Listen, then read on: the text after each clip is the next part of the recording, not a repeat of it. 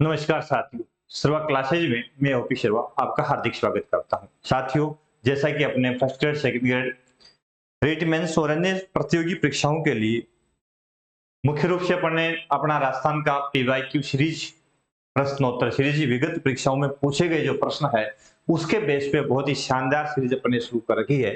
तो सभी साथी सर्वा क्लासेज यूट्यूब चैनल से जुड़े, चैनल को लाइक शेयर सब्सक्राइब अवश्य कर लें, बेल आइकन दबा लें ताकि जैसे वीडियो अपलोड होता है तो आपके पास में इसका नोटिफिकेशन आ जाए। साथियों, सर्वा क्लासेज आपके लिए संपूर्ण ज्योग्राफी का कोर्स उपलब्ध करवाता है यूट्यूब प्लेटफॉर्म के साथ साथ में अपने खुद की एप्लीकेशन पर। तो सभी साथी अवश्य जुड़े। राजस्थान के भौतिक प्रदेशों की सीरीज अपन ने शुरू कर रखी है। तो भौतिक प्रदेशों में बहुत सारी बातें अपन ने पहले कर ली। अब शेष बची हुई बात अपन करते हैं। अरावली की चर्चा कर ली, पश्चिम रेगिस्तानी प्रदेश की चर्चा कर ली, ठीक है। तो आज अपन अगले बिंदु पर पहुंचते हैं और वो अगला बिंदु अपना है मेरे दोस्तों, कौन सा? पूर्वी मैदानी प्रदेश। मुख्य रूप से यहां पूछा गया है, प्रश्न इसी तरह का आता है कि पूर्वी मैदानी प्रदेश का विस्तार राजस्थान के भूभाग के कितने प्रतिशत भाग पर है। तो ये बार बार प्रश्न मैंने इसीलिए दिया है कि आपको हर एक चीज याद हो जाए, है ना। तो पहला ऑप्शन 61.11% मैंने कहा था सबसे बड़ा भौतिक प्रदेश जो है वो है पश्चिमी मरुस्थल, ठीक है। और दूसरा भाग यहां दे रखा है 23.3% भाग, यह है पूर्वी मैदान। तीसरा ऑप्शन दे रखा है 9%, यह है साथियों अरावली। और चौथा दे रखा है 6.89%, यह हाड़ौती का पठार। तो राजस्थान का कुल 4 भौतिक भाग मुख्य रूप से है वो इस प्रकार से बटे हुए हैं। तो जब पूर्वी मैदान की बात आती है, राजस्थान के कुल भूभाग के कितने प्रतिशत भाग पे फैला हुआ है, तो 23.3% भूभाग पे पूर्वी मैदान फैला हुआ है। यह आंसर सही हो जाएगा, ठीक है। समझ गए? बेसिक सी बातें हैं, लेकिन आपको ध्यान रखना है कि प्रश्न का उत्तर देते समय पूर्णतः आश्वस्तता के साथ में उत्तर दें। बड़ी मेहनत और लगन के साथ में मेरे दोस्तों आगे बढ़े। यदि मेहनत और लगन के साथ में आगे बढ़ोगे तभी जिंदगी में कुछ कर पाओगे। अगला प्रश्न आपकी स्क्रीन पे, पूर्वी मैदानी प्रदेश राजस्थान की कितनी जनसंख्या निवास करती है? तो जनसंख्या की बात भी अपन ने की थी। सबसे अधिक जनसंख्या वाला भौतिक प्रदेश पश्चिमी मरुस्थल है, सबसे बड़ा भी है और सबसे अधिक जनसंख्या निवास करती है। दूसरा स्थान पूर्वी मैदान का आता है जिसमें क्षेत्रफल में मुख्य रूप से भूभाग 23.3% है और जनसंख्या भी 39% है। तो ये भी दूसरे स्थान पर है, भूभाग में भी और जनसंख्या में भी। तीसरा स्थान मुख्य रूप से हाड़ौती के पठार का आता है जनसंख्या में, लेकिन इसका भूभाग के अंदर चौथा स्थान आता है और चौथा स्थान आता है अरावली का।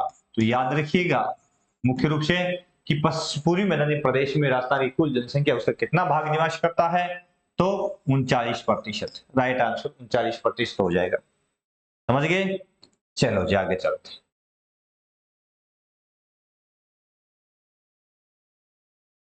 कौन कहता आसमान में छेद नहीं होता, एक पत्थर तो तभी से उछालो यारो। यदि बड़े जज्बे के साथ में, बड़ी लगन और मेहनत के साथ में दोस्तों अपन मेहनत करते हैं तो उसका अवश्य रिजल्ट मिलता है।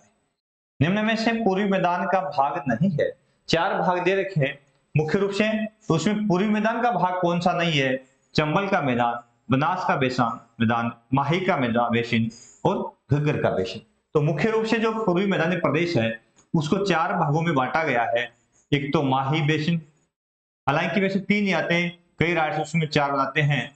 एक बनास बेसिन, एक चंबल बेसिन और कई बुक्स में बाणगंगा बेसिन को भी इसका भाग माना गया है। तो ये 4 भाग मुख्य रूप से इसके है, ठीक है। तो इनमें से कौन सा भाग जो है पूर्वी मैदानी प्रदेश का नहीं है? घग्गर का बेसिन, क्योंकि ये किसका है?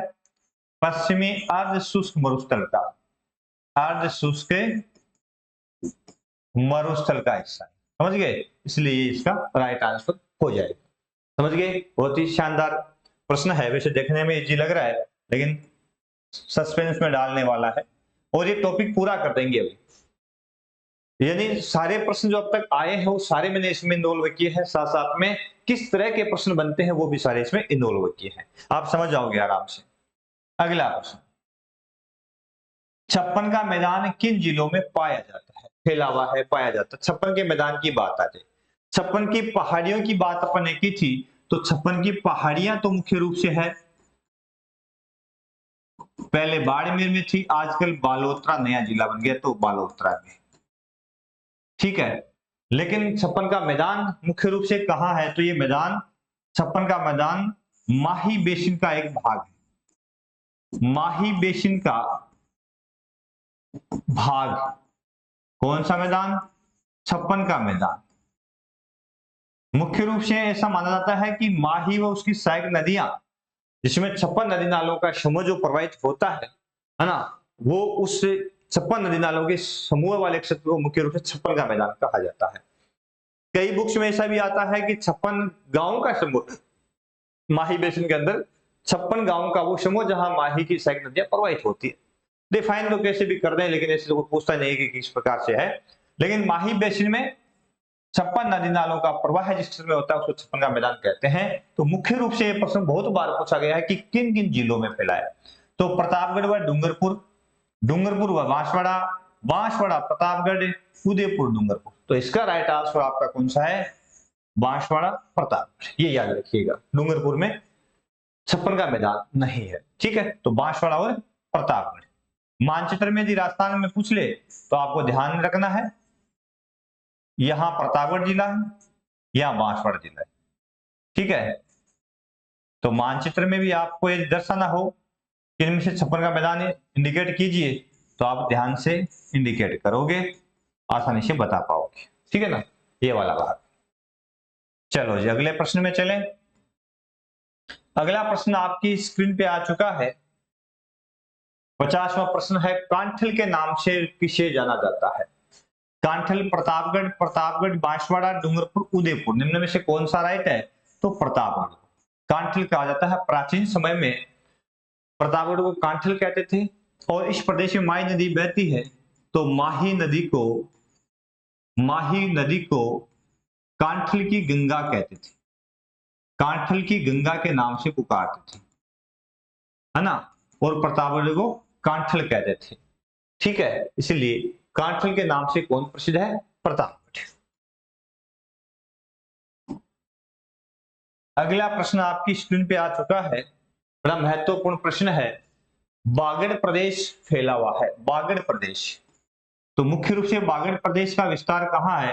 तो बांसवाड़ा, प्रतापगढ़, डूंगरपुर, ये सभी। तो मुख्य रूप से यदि अपन देखेंगे राजस्थान के मानचित्र में, तो मेरे साथियों अपन पाएंगे कि बांसवाड़ा, प्रतापगढ़, डूंगरपुर, यहाँ की जो पहाड़ियां मुख्य रूप से है, यहाँ का जो पहाड़ी क्षेत्र मुख्य रूप से है, इन पहाड़ी क्षेत्रों को मुख्य रूप से किस नाम से पुकारते हैं? बांगड़ के नाम से, वागड़ के नाम से भी पुकारा जाता है, बागड़ी या वागड़ी भी कहते हैं। यहाँ की बोली वागड़ी है ना। इस प्रदेश में बोली जाने वाली बोली भी कौन सी है? वागड़ी। हूं क्रिया हो काइसने क्रिया, रोटलो खावियो कि नहीं खावियो, आदि तरह की लैंग्वेज ये यूज करते हैं, जो गुजराती और मुख्य रूप से मेवाड़ी का मिश्रण है, ठीक है। तो ये सभी ऑप्शन सही है, क्योंकि ये बांसवाड़ा में प्रतापगढ़, डूंगरपुर का जो पहाड़ी क्षेत्र है उसको बागड़ के नाम से पुकारते हैं। चले आगे। चलो जी अगला प्रश्न आ गया है आपकी स्क्रीन पर। प्रश्न क्या है कि सर्वाधिक बीहड़ भूमि का विस्तार किस जिले में पाया जाता है? मुख्य रूप से बीहड़ भूमि का निर्माण कौन सी नदी करती है? बीहड़ भूमि के लिए जानी जाती है, आपको पता है, चंबल नदी। कौन सी? चंबल नदी, जो कि मध्य प्रदेश से विंध्याचल से निकलती है। नदी का नाम है चंबल। यह कोटा में प्रवेश, सवाई माधोपुर में प्रवेश करती है, सॉरी माफ कीजिएगा, चित्तौड़गढ़ में प्रवेश करती है, यही चूलिया जलप्रपात बनाती है। कोटा बूंदी की सीमा बनाती हुई सवाई माधोपुर में बनास के साथ रामेश्वरम में त्रिवेणी संगम बनाती है, फिर करौली और धौलपुर के साथ में मध्य प्रदेश राजस्थान की सीमा बनाती है, और आगे जाके यमुना में शामिल हो जाती है। इस प्रकार से इस नदी की अपन बात करें तो यह है नदी है कि यह उत्खात भूमि के लिए प्रसिद्ध है ना। इसके अलावा बीहड़ भूमि के लिए प्रसिद्ध है, क्योंकि बहुत अधिक अपरदन अपने क्षेत्र में मुख्य रूप से ये करती है। तो सर्वाधिक बीहड़ भूमि का विस्तार किस जिले में है? तो धौलपुर, करौली, सवाईमाधोपुर, कोटा। तो राइट आंसर है कि सर्वाधिक जब बीहड़ भूमि की बात आ जाए तो आपको धौलपुर राइट करना है। धौलपुर के अंदर ये जिला यहाँ, मानचित्र में भी आपको पता होना चाहिए कौन सा जिला कहाँ स्थित है।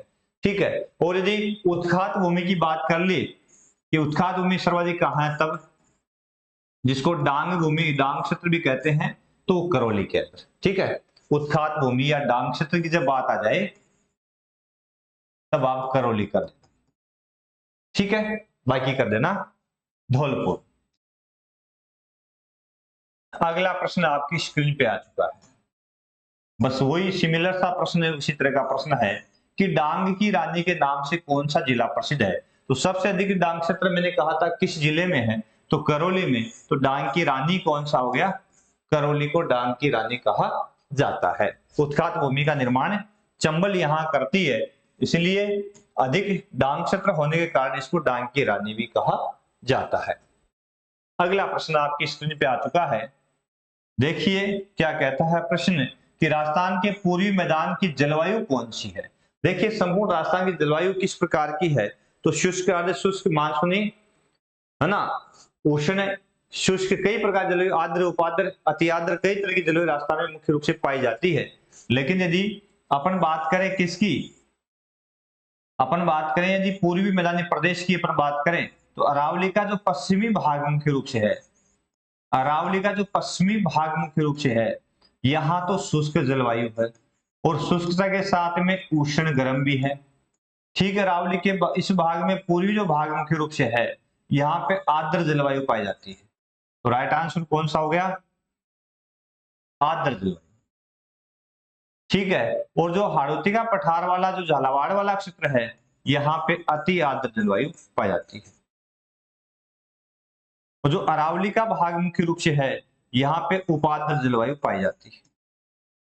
तो शुष्क, उपाद्र, आर्द्र, अति आर्द्र क्रम से है, याद रख लीजिएगा और आसानी से यदि उत्तर भी दे पाओगे जब प्रश्न आएगा तो। अगला प्रश्न, पूर्वी मैदानी प्रदेश में कौन सी मिट्टी पाई जाती है? अब मिट्टी की जब बात आ गई, आपको पता है मैदान नदियों द्वारा सिंचित होता है। नदियां अपने साथ में मिट्टी को बहा के ले आती है और मिट्टी नदियों के द्वारा जो बहाकर लाई गई होती है वो मिट्टी जलोढ़ कहलाती है। जलोढ़ मिट्टी को कछारी मिट्टी भी कहते हैं, कछारी मिट्टी को दोमट भी कहते हैं। तो जहां इन तीनों शब्दों में से कोई शब्द आ जाए, क्योंकि पूर्वी मैदान मुख्य रूप से किन नदियों का बेसिन है? चंबल, माही, बनास, इनका बेसिन मुख्य रूप से है। तो राइट आंसर कौन सा हो जाएगा इसमें? दोमट मिट्टी। इस मैदानी प्रदेश में कौन सी मिट्टी सर्वाधिक है? दोमट मिट्टी, कछारी मिट्टी या जलोढ़ मिट्टी कहते हैं। चले आगे, चलो जी। अगला प्रश्न आपकी स्क्रीन पे आ चुका है, बड़ा शानदार प्रश्न है कि पूर्वी मैदान में औसत वर्षा कितनी होती है? तो मैंने बहुत बार आपको बताया है, आप शायद अपना वीडियो आपने देखा है तो समझ जाओगे कि वर्षा की मात्रा यदि अपन राजस्थान के अंदर पश्चिमी मरुस्थल में अभी चलते हैं तो यहाँ वर्षा 0 से 50 सेमी औसत रहती है। ठीक है, इस मैदानी भाग में यदि अपन आते हैं, हाड़ौती के पठार में आते हैं, तो यहाँ मुख्य रूप से मैदानी भाग है जो इसमें 50 से 80 सेमी रहती है। हाड़ौती वाला पठार है 80 से 120 सेमी रहती है। तो मैदानी प्रदेश की वर्षा कितनी है? 50 से 80 सेमी। तो राइट आंसर कौन सा हो जाएगा? 50 से 80 सेमी। 80 से 100 कहाँ चली जाएगी? हाड़ौती के अंदर। 80 से 120 है, ठीक है ना। तो सर्वाधिक वर्षा वाला भौतिक प्रदेश कौन सा है? तो हाड़ौती का पठार। सर्वाधिक वर्षा वाला जिला कौन सा है? तो जिला आ जाता है, सर्वाधिक वर्षा वाले जिले की बात आ जाए तो कर देना झालावाड़, ठीक है ना। सर्वाधिक वर्षा वाला स्थान कौन सा है? तब यहां कर देना माउंट आबू,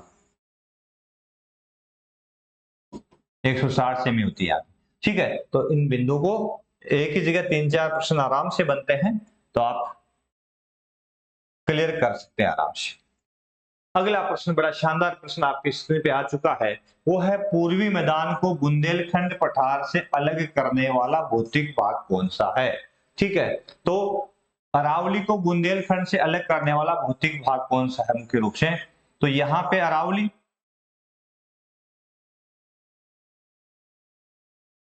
उसके बाद में ये मैदानी प्रदेश और ये हाड़ौती। तो यहाँ पूछा पूर्वी मैदान को बुंदेलखंड से, तो यहाँ मध्य प्रदेश में यहाँ वाला जो भाग है ये बुंदेलखंड का पठार मुख्य रूप से यहाँ पे है। इसके दक्षिण में अपन यहाँ एमपी के गुजरात की सीमा पे चलते थे, मालवा का पठार है। बुंदेलखंड के आगे चलेंगे तो बघेलखंड का पठार है। ये पढ़ेंगे अपन भारत के ज्योग्राफी में विस्तार से।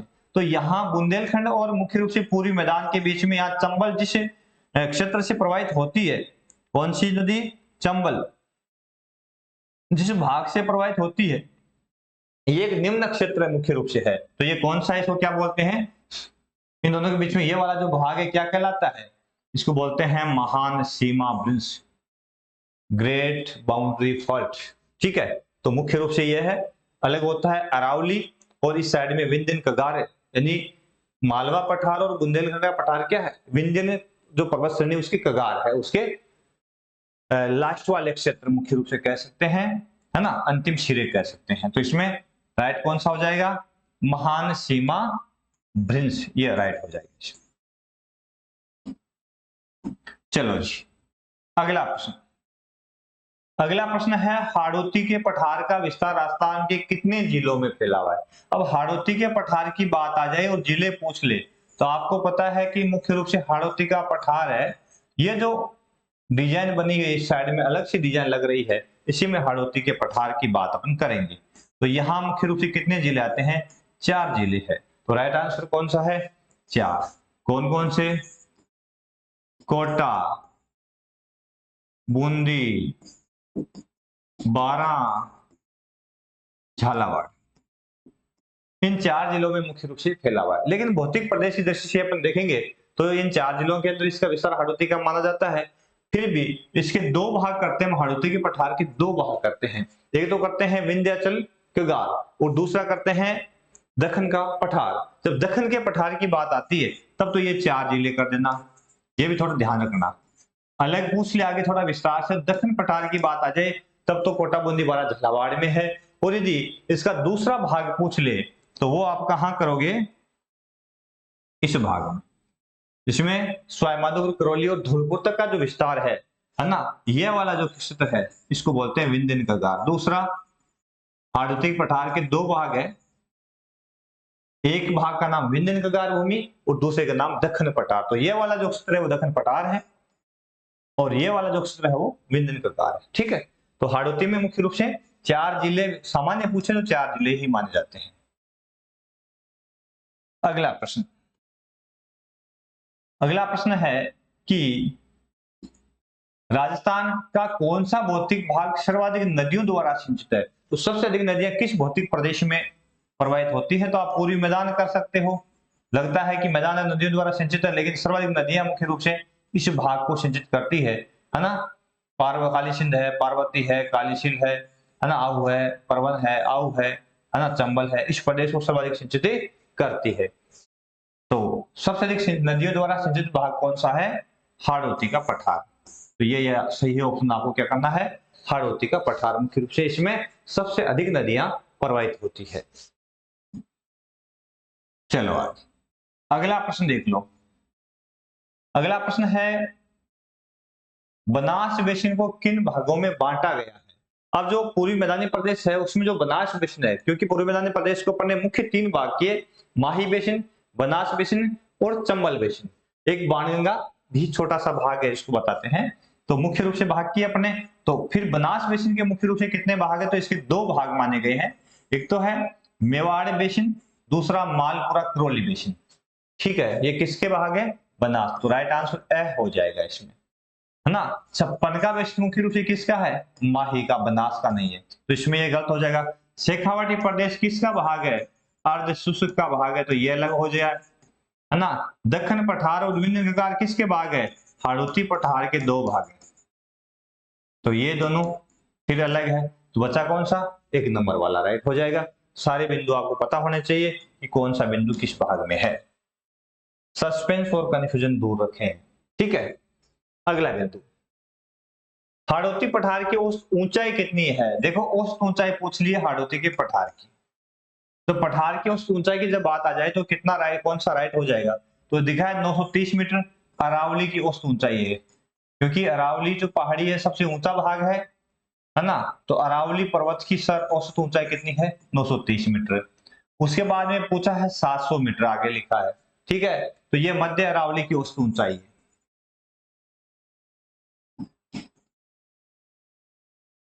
उसके बाद में 500 मीटर लिखा है, ये मुख्य रूप से हाड़ौती पठार की औसत ऊंचाई है। तो राइट आंसर कौन सा हो जाएगा? ये वाला 500 मीटर। ठीक है, 1000 मीटर है तो दक्षिणी अरावली, ये याद रखना, दक्षिणी अरावली। ठीक है, चलो जी,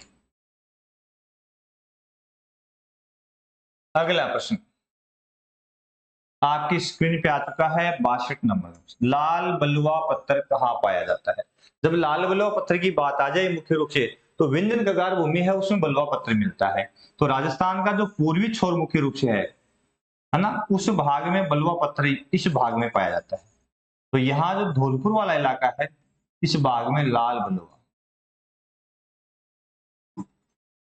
किस जिले में? धौलपुर के अंदर यहाँ मिलता है लाल बलुआ पत्थर। ठीक है, और उसके बाद में नाम आया यहाँ पे धौलपुर, तो ये राइट हो जाएगा अपना। ठीक है, एक भीलवाड़ा का नाम आए तो यहाँ पे पट्टी वाले कातले, पट्टी वाले कातले यानी यहाँ पट्टियां निकलती है, तो उस पत्र के लिए यह मुख्य रूप से प्रसिद्ध है।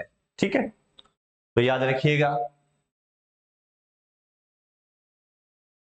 बूंदी का नाम इसमें नहीं आया है, सवाई माधोपुर आया ना इसमें, तो सवाई माधोपुर में एक पत्थर मिलता है, बलुआ पत्थर मिलता है, किस रंग का मिलता है? गुलाबी लाल, करौली, यहाँ करौली के अंदर मिलता है। ये थोड़ा याद रखना, गुलाबी बलुआ, गुलाबी बलुआ पत्थर जो है कहाँ मिलता है? करौली के अंदर, ये भी थोड़ा सा याद रखना। ठीक है, आगे देखो अगला प्रश्न। अगला प्रश्न आपकी स्क्रीन पे आ चुका है, हो गई चर्चा इसकी।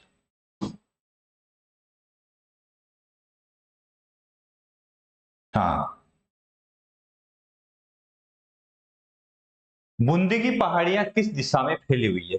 अब देखो ये बूंदी की पहाड़ियां हाड़ौती के पठार के अंदर अपन जाएंगे ना, तो बूंदी की पहाड़ियां मुख्य रूप से, और एक है मुकुंदवाड़ा की पहाड़ियां, दोनों प्रसिद्ध है काफी ज्यादा। लेकिन थोड़ा सा बहुत बार इनकी दिशा पूछ लेते हैं कि इनकी दिशा कौन कौन सी है। तो बूंदी यहाँ पे है, तो बूंदी की पहाड़ियां मुख्य रूप से जो है अपने अरावली के समानांतर फैली हुई है। थोड़ा सा यह ध्यान, अरावली इस प्रकार से है, तो ये तो हो गया उत्तर, तो ये पूर्व, दक्षिण, पश्चिम। तो अरावली है उत्तर पूर्व से दक्षिण पश्चिम कह दो, चाहे दक्षिण पश्चिम से उत्तर पूर्व कह दो। ठीक बूंदी की पहाड़ियां भी यहाँ पे उसी रूप में फैली हुई है, बूंदी की पहाड़ियां भी इसी दिशा में फैली हुई है ना। तो मुख्य रूप से ये जो कौन सी पहाड़ियां हैं?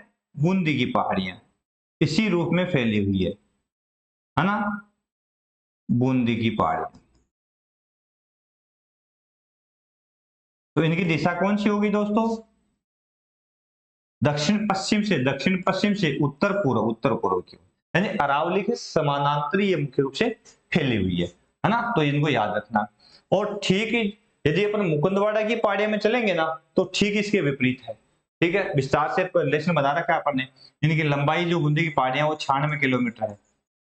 सबसे ऊंची चोटी, इन पहाड़ियों की सबसे ऊंची चोटी की बात अपन करेंगे तो सत्तूर है, सत्तूर 353 मीटर। ठीक है, तो ये भी आप याद रख लेना, है ना, सिंपल सी बात हो जाएगा, कर दोगे जी। अगला प्रश्न देखो, अगला प्रश्न है सतुर चोटी किस जिले में स्थित है? तो अभी बात की थी, ऑप्शन भी गलत हो गए ना, इसमें चेंज कराऊं भाई, यहाँ पे बूंदी कर देना, क्योंकि सतुर चोटी बूंदी की पहाड़ी में सबसे ऊंची चोटी है, तो बूंदी इसमें राइट हो जाएगा। थोड़ा सा मिसमैच हुआ है ना, मिस प्रिंटिंग है, ठीक कर लेना इसको। अगला प्रश्न, अभी बात की थी मुकुंदवाड़ा की पहाड़ियां, तो मुकुंदरा या मुकुंदवाड़ा की पहाड़ियां, मुकुंदरा या मुकुंदवाड़ा भी आता है भाई, याद रखना दोनों चीज आती है, मुकुंदवाड़ा भी आता है और मुकुंदरा भी आता है। तो मुकुंदवाड़ा की पहाड़ियां मुख्य रूप से यदि अपन देखेंगे तो किन जिलों में फैल, जिले पूछ लिए अब, तो मुकुंदवाड़ा की पहाड़ियों का विस्तार मुख्य रूप से, अब देखो इनके बारे में इसकी दिशा भी आपको पता होनी चाहिए और किस ओर ये फैली हुई है। तो बूंदी की पहाड़ियां तो अरावली के समानांतर ही फैली हुई है, यहाँ बूंदी, लेकिन अपन मुकुंदवाड़ा की पहाड़ियां देखेंगे तो इस रूप में इस प्रकार से फैली हुई है, तो अरावली के ठीक लंबवत है ना, अरावली के ठीक लंबवत है ना। इसका मतलब ये कौन सी दिशा हो गई, ये तो हो गई अपनी उत्तर, ये हो गई पश्चिम, ये दक्षिण और ये पूर्व, तो कौन सी दिशा हो गई, इस प्रकार से फैली हुई है, ये पहाड़ियां हैं कौन सी, मुकुंदवाड़ा की, तो कौन सी हो गई दिशा, कौन सी हो गई, उत्तर पश्चिम से दक्षिण पूर्व, ये तो इनकी दिशा हो गई, ठीक है। और इनका विस्तार, दिशा भी ध्यान रख लेना, और विस्तार पूछे तो यहाँ कौन सा जिला है जिसकी सीमा मध्य प्रदेश में दोनों साइड लगती है, कोटा, और यहाँ है झालावाड़, पूरी पूर्व मुख्यमंत्री श्रीमती वसुंधरा राजे जी का इलाका है ना, तो झालावाड़, तो मुख्य रूप से इसका विस्तार किन दो जिलों में है, कोटा और झालावाड़ में, तो राइट आंसर वह हो जाएगा कोटा और झालावाड़, ठीक है। एक यहां से पठारी क्षेत्र आता है, ये वाला जो भाग है, यहाँ एक पठार आता है, इसका नाम है साहेबाद उच्च भूमि, एक पठार साहेबाद उच्च भूमि जो कहां फैला हुआ है, बारां के साहेबाद ब्लॉक के अंदर के रूप से, ठीक है। तो ये मुकुंदरा की पहाड़ियां थी, इन पहाड़ियों की औसत लंबाई, कुल लंबाई कितनी है, मुकुंदरा की पहाड़ियों की कुल लंबाई कितनी है, 120 किलोमीटर। चलो ये बेसिक सी बातें हैं, इसका वीडियो विस्तार से अपने पहले ही डाल रखा है। तो ये प्रश्न अपने भौतिक राजस्थान के भौतिक प्रदेशों की जो अब तक के जो प्रश्न आए हैं वो सारे कंप्लीट हुए। सभी साथी जुड़े रहें सर्वा क्लासेज यूट्यूब चैनल से, चैनल को लाइक शेयर सब्सक्राइब अवश्य कर लें, बेल आइकन दबा लें, अपना एप्लीकेशन खुद का जो है उसको डाउनलोड कर लें गूगल प्ले स्टोर से, और संपूर्ण कोर्स है उसको पढ़ें, है ना। चैनल सब्सक्राइब नहीं किया तो प्लीज सब्सक्राइब कर ले, और पीवाईक्यू सीरीज तो अपनी चली रही है, साथ साथ में राजस्थान जो है उसका संपूर्ण भूगोल जो है वो भी अपन शुरू कर रखा है, तो राजस्थान का संपूर्ण भूगोल है वो भी अपन ने शुरू कर रखा है। तो संपूर्ण भूगोल पढ़ने के लिए भी आप अपने सर्वा क्लासेस से जुड़े। फर्स्ट ग्रेड वालों के लिए भी मैंने बहुत ही शानदार नोट्स बना रखे हैं और वो डाल रखे हैं, तो वो एक बार रिवाइज करें तो कर सकते हैं। और मैंने कोशिश भी की है, एक क्योंकि टाइम बहुत कम मिला है, अभी छुट्टियों का समय मिलता है हमें, तो है ना, तो फर्स्ट ग्रेड वालों के लिए मैंने 2 पेपर सेट किए हैं, जल्दी आप तक वो पहुंचाऊंगा। तो जो साथी जुड़ेंगे उनको आशा है, पूर्ण विश्वास है कि काफी बेनिफिट भी होगा। तो फिर मिलेंगे अगली क्लास में इसी जोश और जुनून के साथ में कि बहुत अच्छा अपन करेंगे, है ना, और अपने मिशन में सफल होंगे। जय हिंद, जय भारत, जय संविधान।